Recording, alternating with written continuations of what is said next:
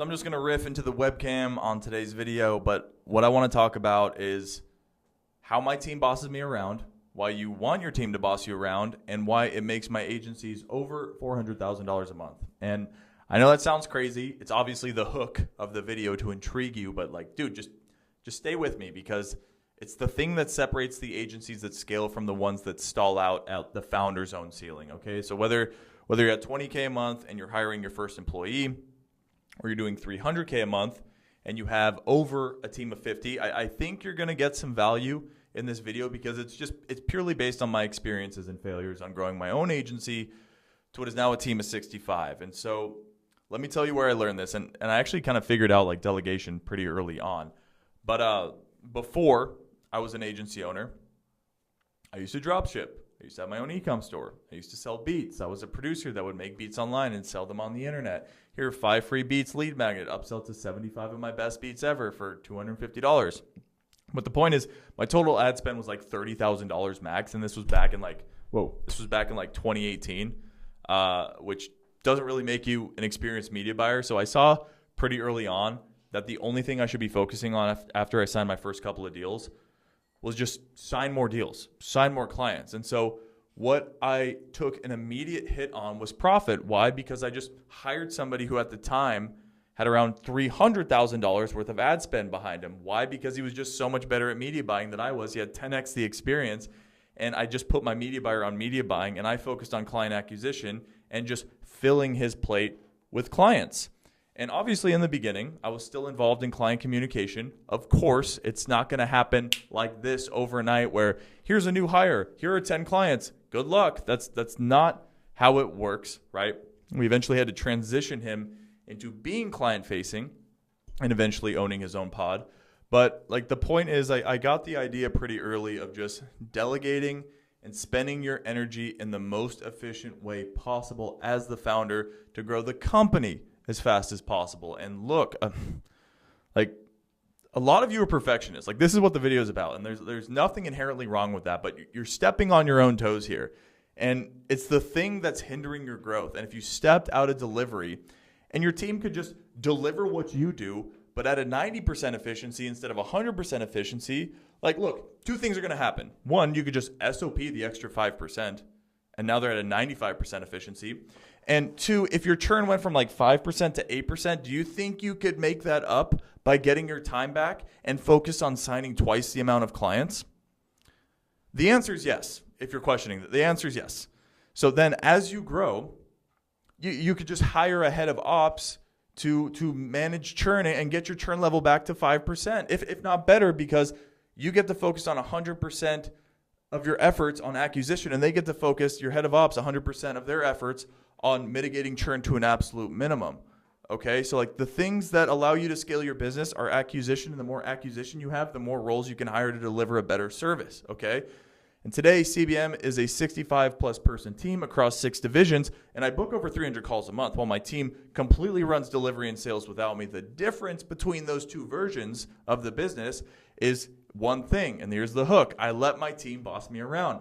So this video is for the agency owners that are currently building a team and are trapped inside their own cage, because I just want to talk about what a good leader is and what leadership actually is and the qualities your team needs to have and the role you need to play, because they're not the same job. And most owners blur both of them into one. And so here's what I mean by letting your team boss you around. I want my agency to have agency, the ability to make a call and move. If a client needs something and my team member has to stop, come find me, wait for my approval, like that hurts both of us. It slows the client down. It makes my team members feel like they just can't do their job. And it just drags me into something I never needed to be in. You know what I'm saying? Like not only that, but your team actually prefers this. Like an example that happened recently, and this is pretty cool. One of my main account managers got offered a role at a ginormous agency for like a 50% pay increase, and he turned it down. And the reason why he turned it down, he looked at me and he said, Jordan, like working at your agency, it allows me to do what I do best. Like I get to express my creativity, and I just get to get the job done and work with these clients without asking for permission on every move or waiting on someone to sign off for my work. Like, that's the point. And another example of this is like one of my email account managers noticed a client's flows were underperforming, and she wanted to rebuild their entire welcome sequence. And so did she ask me? No, she just owns that account. She rebuilt it, and the numbers jumped, and the client got happier. And I only found out about it in the weekly report the week after. And look, that's the whole point. Like, she had the agency to do what's best for the client without some sort of permission slip from you as the founder. Okay, and this works in your favor because if your team has the agency to just do what's best for the client's going to stay on longer. And when the client stays on for a long time, it always means one thing. They're getting great results, service goes up, retention goes up, the company makes more money, and the team makes more money, which, funny enough, is exactly what both you as the founder and your team have wanted the entire time. And the incentives are just lined up this way. Like, your job as the leader is to stop standing in the way of them. Like, let me paint you another version of this, or maybe your current version right now. If every decision runs through you, if every client is escalating to you, if no deal closes without you in the room, then the moment you step away, revenue stalls. If you take a week off and everything is holding its breath until you get back, how are you going to scale that? That's not an asset. That's a job that you've built for yourself. And usually it's a worse job than the one you quit to start this thing.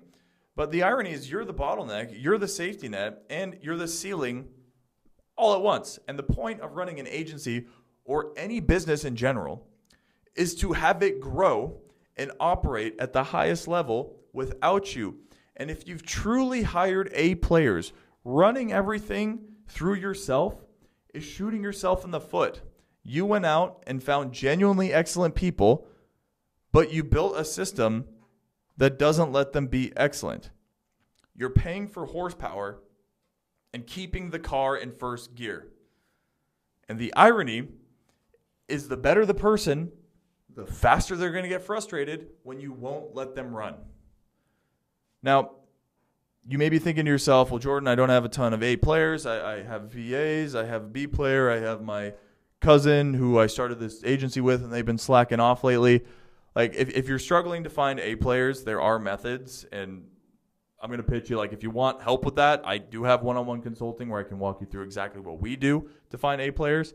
But you can check that out in the link below. What I want to define or get back to is, like, defining the two roles, because this is where it gets fixed. Your role as the leader is to push your team towards the same goal. And the goal is to make the business more money. And to have a clear definition of what making more money actually is, it's two things. It's sign new deals and keep your clients forever. Like, that's the direction everything is pointing towards. You hold the vision. You make sure every single person is rowing toward the same place. That's your lane, direction, standard, and vision. And your team's role is different.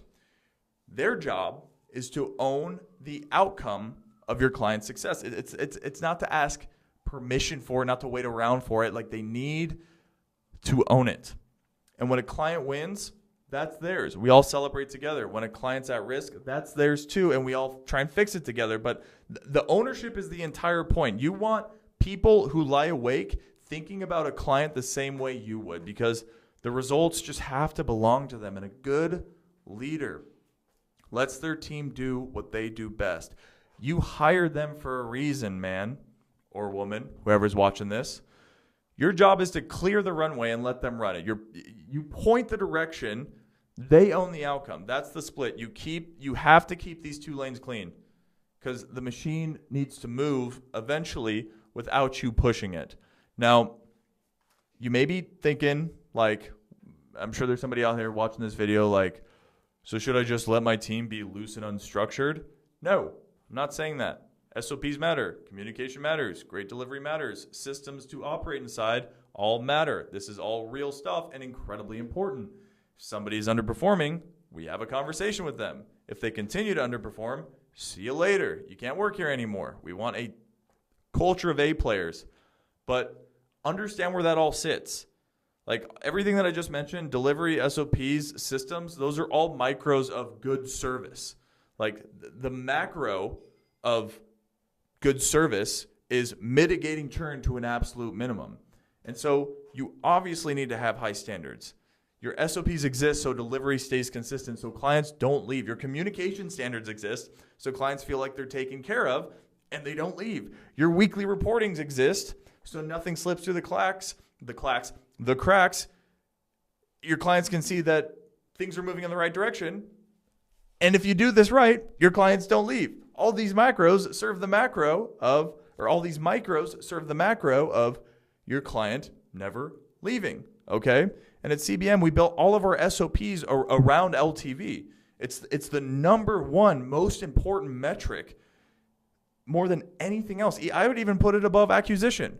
Like the fastest way to keep a client is for a team member to have agency to do what's best for the client in that exact moment without a permission slip from you. So when your team can move like that, your LTV goes up. But when LTV is high because your team member has the freedom to actually serve the client well, everybody's making more money and everybody's happy.